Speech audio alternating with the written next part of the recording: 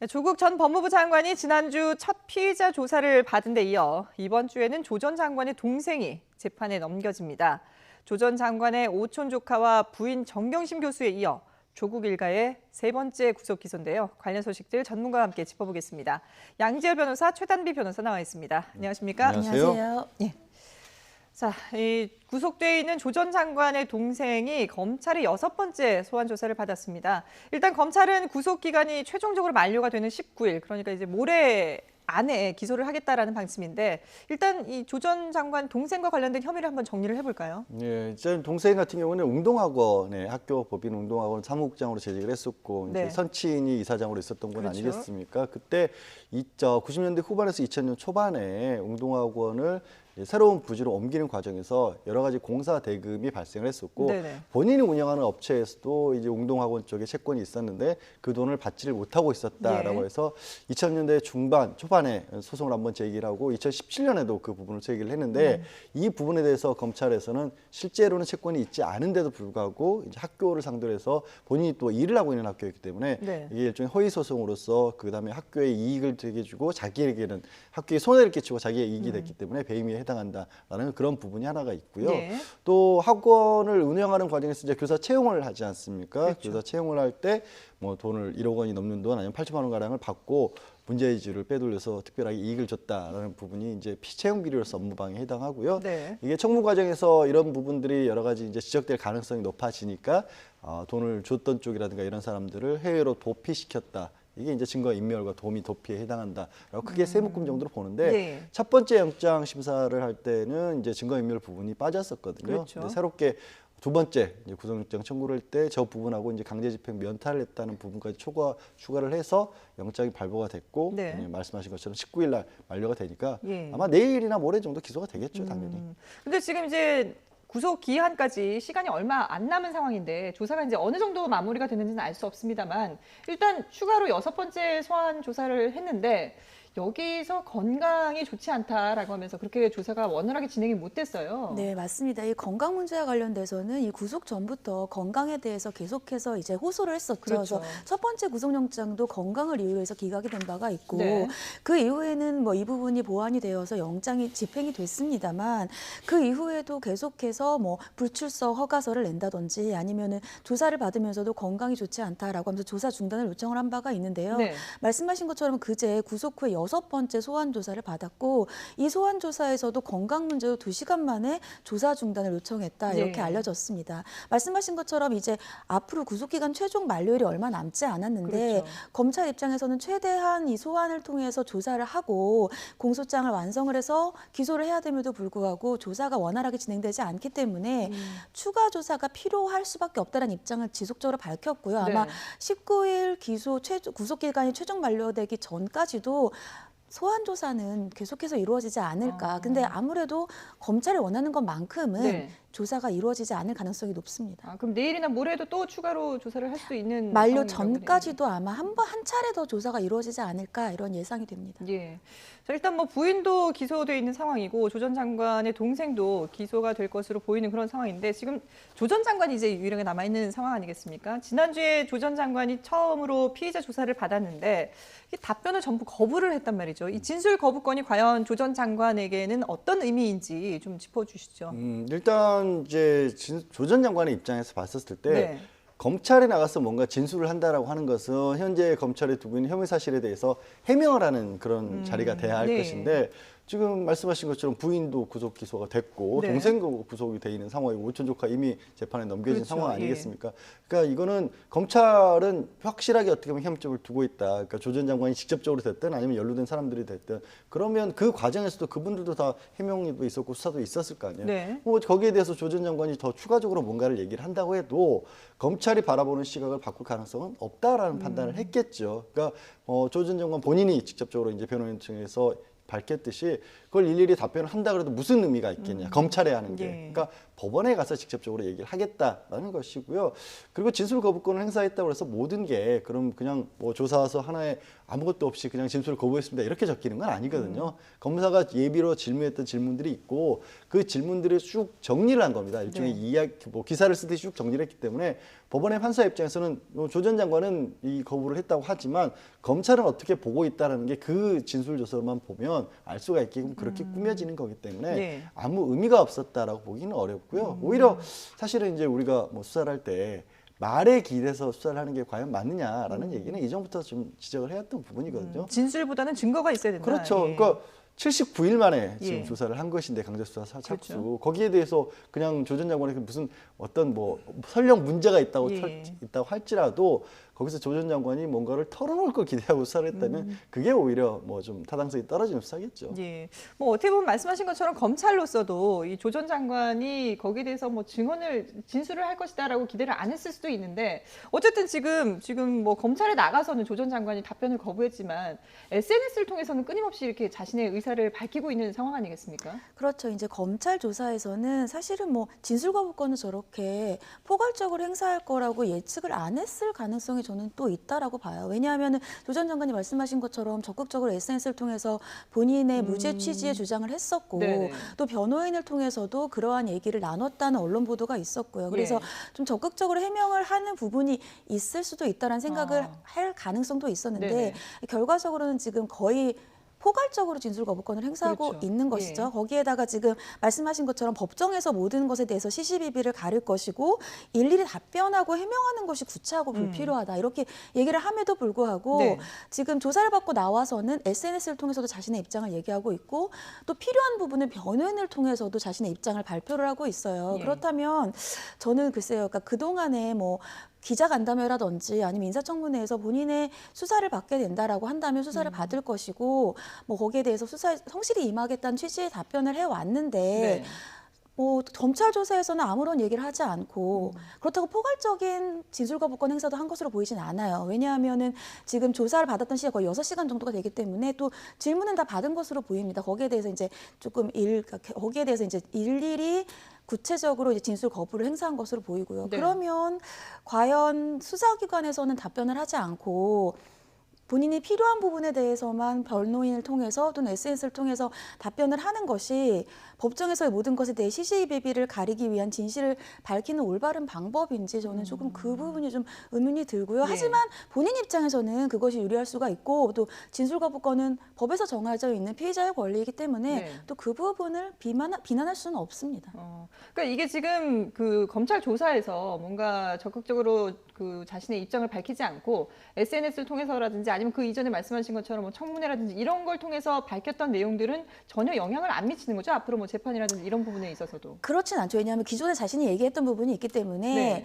본인이 얘기했던 부분과 아니면 검찰이 갖고 있는 부분이 배치된다라고 하면 진술의 신빙성이 떨어질 수는 있지만 예. 검찰 조사에는 남지 않는 거잖아요. 조사에 남으면 물론 조사에 남아서 법원에 증거를 제출을 한다. 검찰의 피의자 신문 조서를 증거를 제출한다 하더라도 법정에서 본인이 그 부분에 대해서 다툴 수는 있습니다만 네. 검찰의 피의자 신문 조서에 나와 있는 부분 같은 경우에는 그 내용이 내가 말한 부분과 다르다라고 하는 것만으로는 증거 능력이 없어지지는 않거든요. 그렇기 때문에 검찰 조서에서 본인이 남는 것이 네. 다른 뭐 진술자라든지 피의자는 아니겠지만 다른 참고인들의 진술과 신빙성이 만약에 달라진다. 아니면 나중에 공범으로 적시가 돼서 예를 들어서 정 교수가 공범이 된다라고 했을 때 공범이 얘기하는 또 검찰에서의 신문조서와 본인에게 신문조서가 내용이 다르다라고 했을 때에는 그 부분은 또 법원에서의 증거 능력으로 일흥 쓰일 수가 있거든요. 그래서 그런 부분들을 좀 여지에 둔 것이 아닌가 이런 예. 생각이 듭니다. 우리가 보통 이제 뭐 경찰이든 검찰이든 네네. 조사를 받으면 사실 뭐 객관적으로 명백한 증거가 있다, 뭐 CCTV에 찍혀 있다, 예. 뭐 아니면 뭐 증인이 정확하게 있다 이런 거 아닌 사건에도 대부분의 경우에는 검찰에서 가능하면 얘기를 좀 하죠. 왜냐하면 흔한 말로 그냥 밉보이고 싶지 않아서 네. 그러니까 검찰의 수사에 좀 협조하는 모습을 보여야 네. 불이익을 좀 덜 당하지 않을까 하는 걱정을 일반적으로 할 수밖에 없지 않습니까? 네. 근데 이 지금의 어떤 정국을 봤었을 때 조 전 장관이 지금 상황에서 검찰이 뭐 협조적으로 나온다고 검찰이 좀 좋게 대해줄 가능성이 있을까요? 네네. 아마 그거는 누구도 기대하지 않을 겁니다. 조 전 장관 본인도 여기서 검찰의 수사를 적극적으로 협조를 해서 뭔가를 한다고 하더라도 예. 믿어줄지 안 믿어줄지는 차치하고라도 거기에 대해서 검찰이 그걸 협조를 했다고 해서 조금 선처를 베푼다 가능성이 없다고 보는 게 맞겠죠. 네. 그래서 이제 굳이 검찰에서는 얘기할 필요가 없다라고 판단하는 것으로 보입니다. 뭐 누구보다도 법을 잘 알고 이런 그 진행 상황들을 알기 때문에 뭔가 이제 나름의 전략을 세운 게 아닌가 싶은데요. 근데 지금 검찰 조사를 받고 다음 날 바로 조 전 장관이 부인을 면회를 했습니다.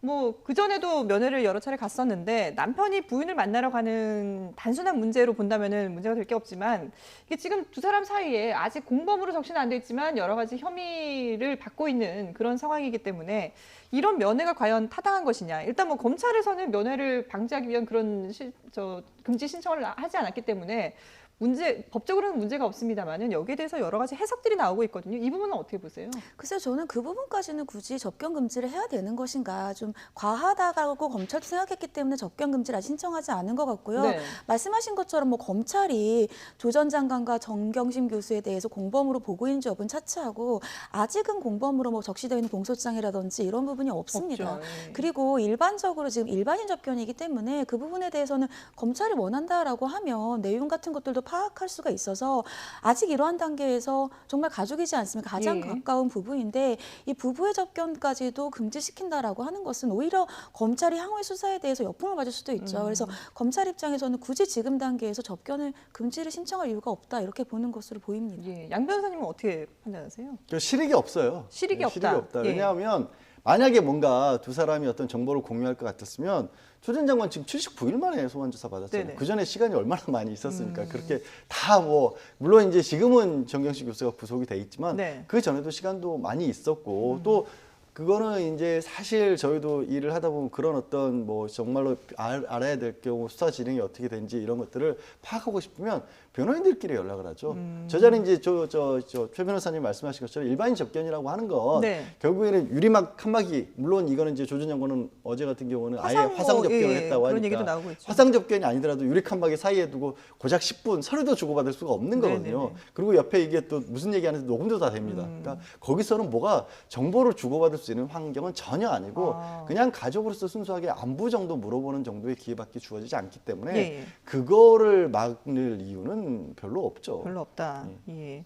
자, 그런가 하면은 지금 이제 뭐 아직 조 전 장관에 대한 구체적인 뭐 수사 상황이 뭐 더 이상 진척이 된 건 없는데 어쨌든 그래도 지금 조사가 한 차례는 이루어졌고요. 거기서 진술 거부권을 했습니다만은 그래도 추가로 또 소환 조사할 것이다라는 전망도 나오고 있는데 그러면 검찰로서는 이 기소까지 이제 조 전 장관은 입장은 그렇습니다. 검찰이 이미 기소를 예정해 놓은 그런 상황이다라고 했는데 지금 뭐 구속영장 청구까지도 갈 수 있다고 보세요? 어떻게 보세요? 글쎄요, 근데 구속영장 청구가 과연 바람직한 방법인가는 검찰이 생각을 하고 있을 것 같아요. 왜냐하면 바람직한 방법인가? 그러니까 향후의 재판에서 왜냐하면 네. 구속영장이 기각이 되면 향후 재판에서 아니면 수사에서 검찰도 동력을 잃을 수가 있는데 예. 지금 단계에서 구속영장을 청구했을 때 이것이 받아들여질 것인가를 검찰이 생각을 안 할 수는 없거든요. 네네. 근데 지금 한 차례 소환 조사했는데 전부 진술 거부를 행사하고 있고 검찰이 어느 정도 이 예를 들면은 물적 증거를 가지고 있는지는 모르겠습니다만 구속영장을 신청을 할 때에는 세 가지가 필요합니다. 하나는 범죄가 어느 정도 소명이 돼야 되고 네. 중대해야 되고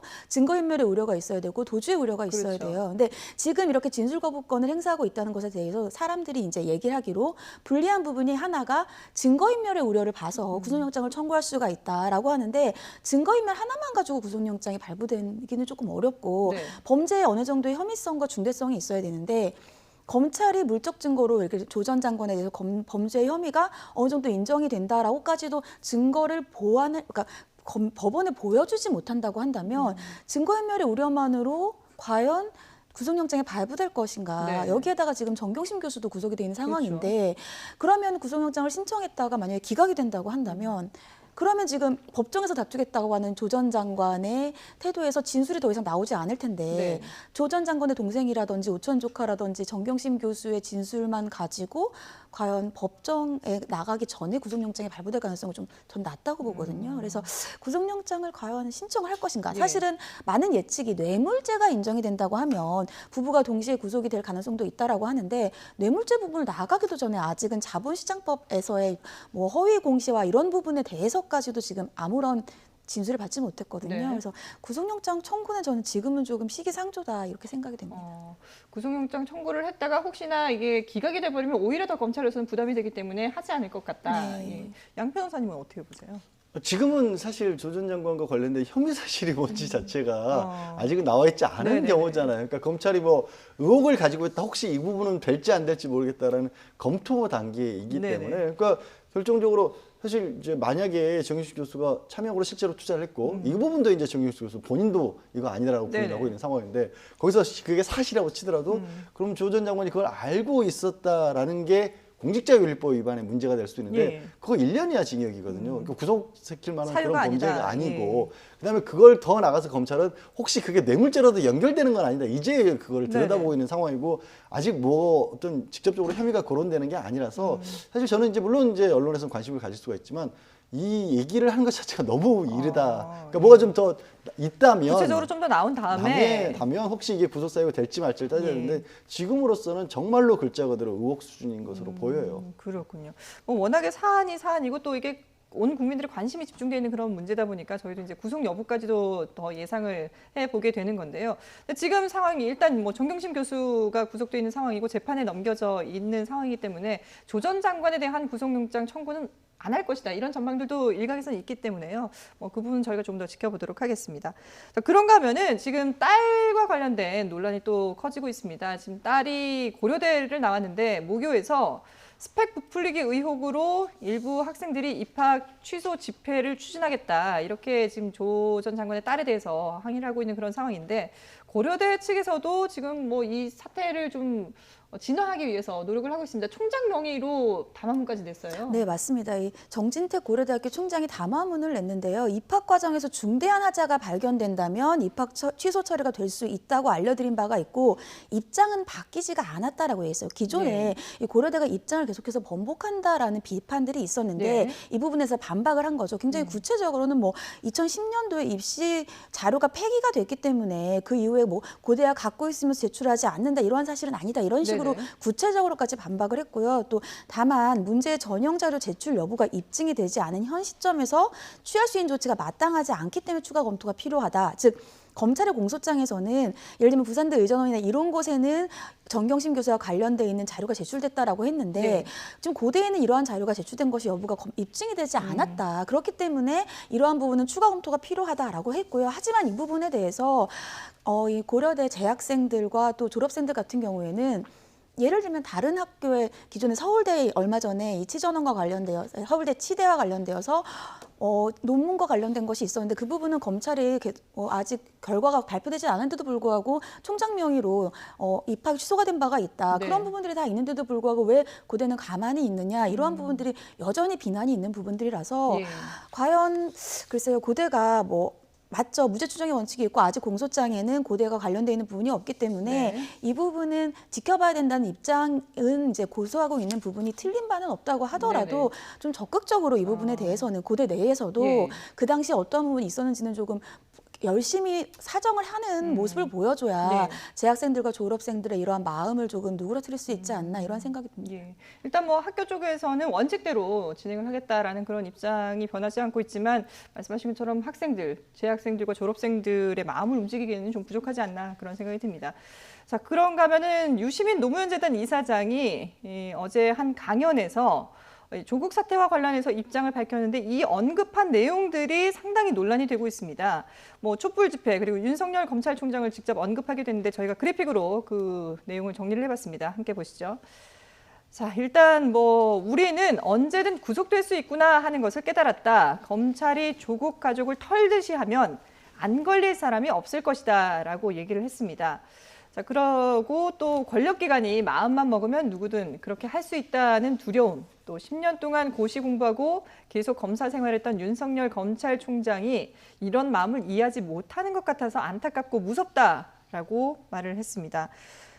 자, 이런 발언들, 양 변호사님 보실 때는 어떤 의도를 가지고 있다고 보세요? 저는 뭐 특별한 의도라기보다는 서초동에서 어제 같은 경우도 이제 집회는 좀 집회했었죠. 열렸었고 그 자리에 나섰는데 얘기가 많이 나왔던 부분인데, 그러니까 이게 보면 확실히 그러니까 유시민 이사장이 말씀을 하시니까 주목을 받는 거고 새로운 내용은 없는데 새로운 내용이 아닌데 예. 그런 것 같습니다. 유시민 그러니까 이사장이 얘기했기 때문에 관심을 그렇게 끌고 되는 있는 경우가 것이다. 있고 그 자리 그러니까 새로운 내용이 아니라는 얘기는 뭐냐면 예, 예. 그 자리에서 계속해서 나왔던 얘기를 그러니까 그 자리에 어떤 집회에 참가한 분들이 뭐 일부 그냥 평범한 시민분들도 계시고 네네. 또 나름 이제 언론이 아니라 이제 여론에 좀 기여를 할 수 있는 그런 분들도 계신데 그 비슷한 얘기들을 많이 좀 하셨거든요. 네네. 그러니까 다른 것보다 지금 뭐 조 전 장관 같은 경우 79일 만에 소환 조사를 받았다고 하지만 이 그 수사가 이른바 어떤 전형적인 권력형 비리 그동안 봤었던 것처럼 무슨 그 권력과 뭐 재벌 기업이 유착을 했다든가 뭐 수십억의 돈이 오갔다든가 그런 지금 상황까지는 아직은 보이지 네네. 않지 않습니까?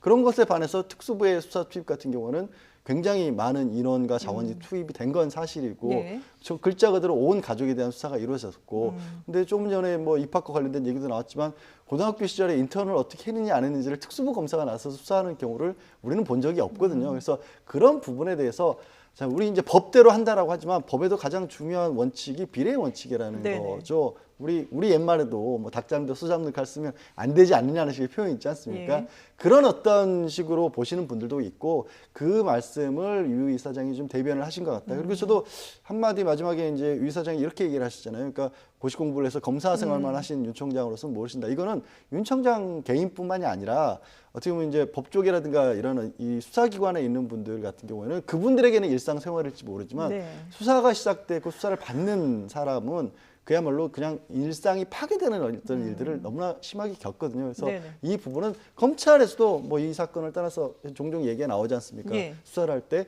최소한의 어떤 그 가장 핵심이 드는 부분만을 정말 도려내듯이 해야 된다. 이런 얘기들은 검찰에 오래 계신 분들도 하는 얘기인데 네. 이번에는 그렇게 했던 것으로 보이지 않는다. 이런 부분은 좀 지적을 할 수 있겠죠. 그렇군요. 자, 그러면서 또 이 정경심 교수에 대한 검찰 공소장을 황새식 공소장이라고 규정을 했습니다. 지금 저희가 그래픽으로 정리를 했는데요.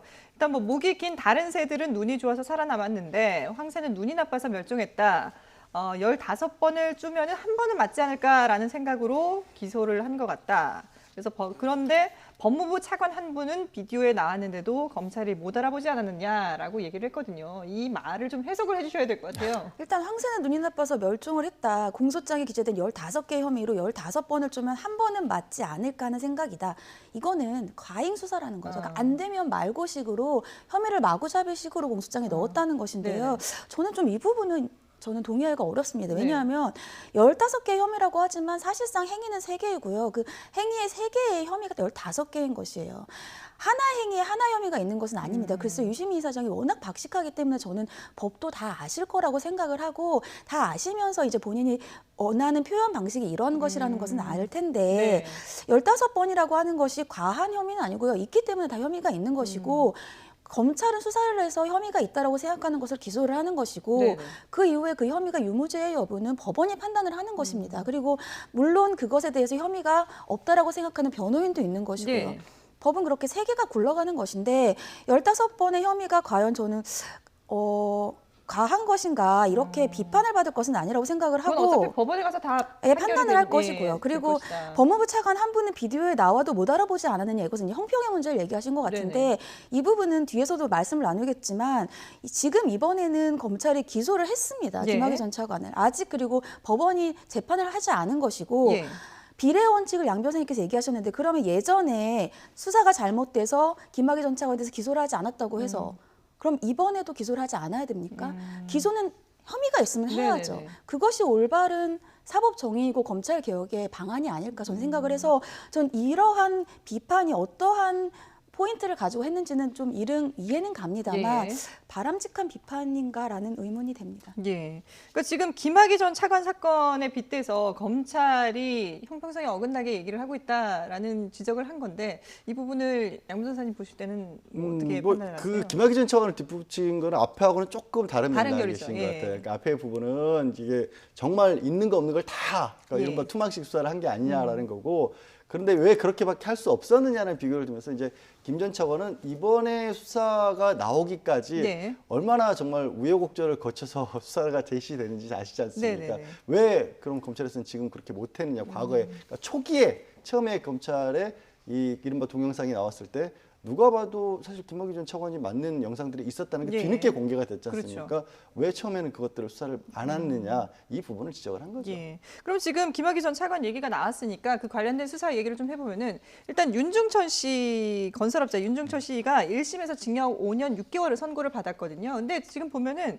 사기가 관련된 혐의로만 그렇습니다. 유죄가 됐고 앞서서 말했던 뭐 그 성범죄와 관련해서는 전혀 언급이 되지 않았어요. 그 부분을 이제 법원에서 지적을 한 것이죠. 왜냐하면 그 지금 말씀하신 게 뭐 여러 가지 그 사기가 다른 사람으로부터 사업한다면서 네네. 업체들로부터 자기 돈을 빌려서, 어떤 권력 예. 같은 것들 권력은 아니죠. 그 누군가 뒷배가 있는 것처럼 예. 그 부풀려서 따줄 것처럼 했다가 돈을 받았다. 이 부분은 유죄가 나왔는데 초기에 그 성범죄와 관련된 부분을 수사를 안 하다 보니까 네. 그 부분이 아예 공소시효가 지났고 거기서 마지막으로 있었던 거 2개 가량을 이제 검찰에서는 이 피해를 주장하는 여성의 어떤 정신적인 피해까지도 그 성법자의 강간치상이 될 수 있다라고 주장을 했지만 법원에서 그 부분을 명확하게 지금 와서 들여다보고서 밝힐 수는 없었다라는 네네. 거고 그래서 법원에서 검찰에서도 이례적으로 판결하면서 그때 초기에 사건이 문제가 됐었을 때 이게 당시에라도 접대가 이게 주장이 됐던 부분이 있기 때문에 그게 어떤 사연에 대해서 물론 제가 이걸 성접대로 보자, 그러니까 성폭행이 아니다 이 말씀이 네네. 아니라 성접대로라도 보아서 이 부분이라도 그때 당시에 수사에 착수를 했었으면 그 부분을 충분히 밝힐 수가 있었을 텐데 이제 와서 시간이 다 지나버린 뒤에 이 공소시효 지나서 마지못해서 공소시효가 남아있는 걸 찾다 보니까 결국 강간치상이라고 하는 굉장히 어려운 것들 그 당시에 여성이 정신적으로 피해를 입어서 치료를 받고 있었기 때문에 아직도 그 치료가 끝나지 않았다 이런 좀 무리스러운 부분을 검찰이 맞춘 거 아니냐. 네. 왜 초기에는 수사를 못했느냐. 이건 아까 이제 유시민 이사장이 발언하고도 똑같이 법원에서 맥락이 닿게 얘기를 한 거죠. 예.